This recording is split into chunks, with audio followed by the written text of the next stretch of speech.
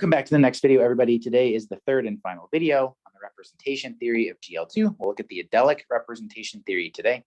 So first up, let's suppose we have a collection of irreducible admissible representations pi sub p, the local groups GL2 of q sub p. We talked about these last video, such that pi sub p is unramified for almost all primes p.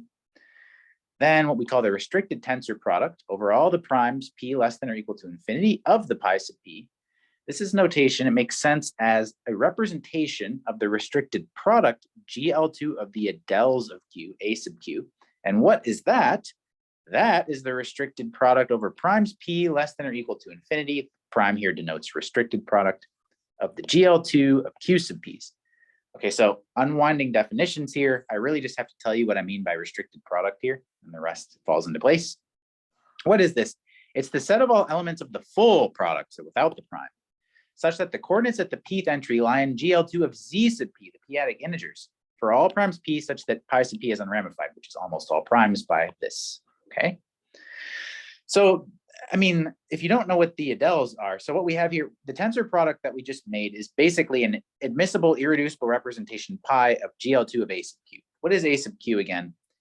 You take the product over all primes p less than or equal to infinity of q sub p, but you take the restricted product. You want to make sure that at almost all entries, at almost all pth entries, the coordinates live not in q sub p, but in Z sub p. For almost all factors, you have integral factors. That's how I think of the Adels.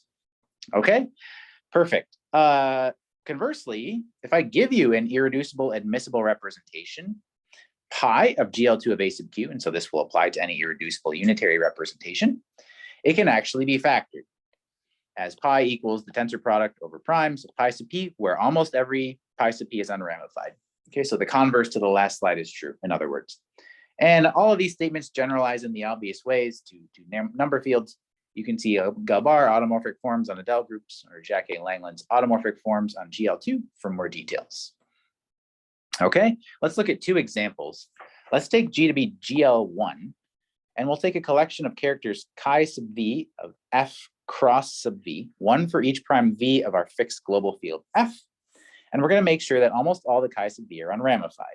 And what that means for characters is that you're trivial on the units of O sub v, where O sub v is the ring of integers. Okay. Now let's take the product over v of the chi sub v's and call that chi. That defines a continuous character of what we call the Adels, which are the units of the Adels. So we'll write that as A cross sub f, which in this case is just GL1 of A sub f, because we're working over GL1 here.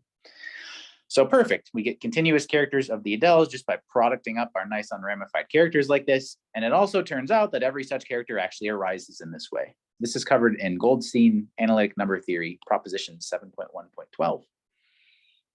And what we're often concerned with in number theory is characters chi of the Adels over f, which are trivial on f star. Now, you have to make sure that this makes sense. F star actually embeds into the Adels, because every element of f is an OV for all but finitely many places v of f. So this has to be checked, but it's an easy check. These characters on the Adels that are trivial on f star, they're called Grossen characters. And they are the so-called automorphic representations of GL1 over f. And we'll be defining what we mean by that very shortly. You can, of course, think of these characters, because they're trivial on f star, as actually characters on the Adel class group, which is the Adels mod f star. Whoa. What the heck was that? So there's one example. Here's another enlightening example. You can check that the Q Adels really are just Q star cross R plus cross the product over all finite primes P of ZP cross, where ZP cross is the units in the p-adic integers. Lenstra's, the Adel class group, explains this well. And so what you see from this is that a Dirichlet character psi from Z mod NZ cross to C star determines a Grossen character chi sub psi as follows. Just take a finite prime P, take psi, pull it back to a character chi sub P of ZP cross through the natural homomorphism that we have from ZP cross to Z mod NZ cross. Okay, so then what's your character? Well, take the product over all finite primes P of the chi sub P, and that'll define a character of the product over the finite primes P of ZP cross by definition, by construction, right? But look at the description of AQ cross. This character we just defined then is going to be a character chi sub psi, we'll call it, of AQ cross, which is trivial on R plus and on Q star. Well, what's that? That's a Grossen character then. It's a Grossen character of finite order, actually. And as a matter of fact, it turns out that all Grossen characters on AQ cross arise in this way for n large enough at least. And it's also true that the chi sub p's here are unramified for all primes p not dividing n. Okay, so with those examples out of the way, what we see is that whatever the definition of automorphic representation is for G equals GLN, it should be defined in terms of the orbit space of GLN of AF acting on GLN of F. Okay. And so what we'll do is we'll just give the definition when n equals 2 and when the automorphic representations are what we call cuspidal, because those are the ones we'll be focusing on in the general theory that we need for the chapter. Okay, so cuspidal representations for n equals 2. Let's just set the stage. Let's let omega be a Grossen character of F, so Adel's mod F star. Let's let L20 of, I guess, the orbit space of G of AF acting on G of F, comma omega, denote the closure of the space of all continuous functions phi from G of AF to C, such that 3 conditions are satisfied. First, I want phi of gamma gz to be omega of z phi of g for all gamma and gf and all z in the center of AF. And that just consists of the scalar matrices by general linear algebra theory. Okay, we want an integral condition like a norm squared L2 condition to be satisfied, or else this notation doesn't really make much sense, right?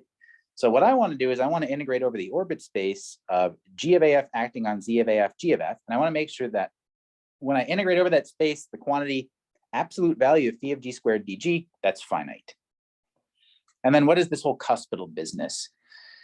I want phi to be cuspidal, which in this case means that for every G in G of A sub F, the integral over the orbit space of A sub F acting on F of phi of like this translation by X matrix acting on G dx equals 0. This is how I think of cuspidal in this case. I'm just like, all right, integral on this orbit space, you take phi, you act on G by all the translation by X matrices, you integrate over X, and you should get 0. Okay. And so finally, to end the talk, I'll give you a definition, the definition you've been wanting. An irreducible, admissible, necessarily unitary representation pi, tensor product over V pi sub V of G A sub F. So this is the F Adel's GL2 of A sub F, is automorphic cuspidal if there is an omega such that pi is equivalent to an irreducible summand of the right regular representation, which was defined in the last video, of G of A sub F in this space, L20, the orbit space of G of AF acting on G of F, comma omega. Okay? If you want more details and far, far more generality on all of this, you should see Langland's on the notion of an automorphic representation and Borel-Jacquet, automorphic forms and automorphic representations.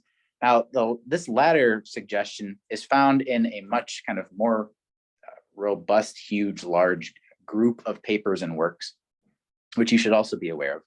I mentioned this before in my the math you need to know for Fermat's last theorem video, but you should definitely check out Borel-Castleman, Automorphic Forms, Representations, and L Functions, part 1 and 2.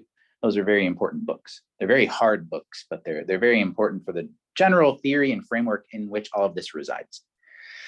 Okay, so next time I will be looking at the Adelic representations attached to cusp forms. And so I'll see you then, and thanks for watching.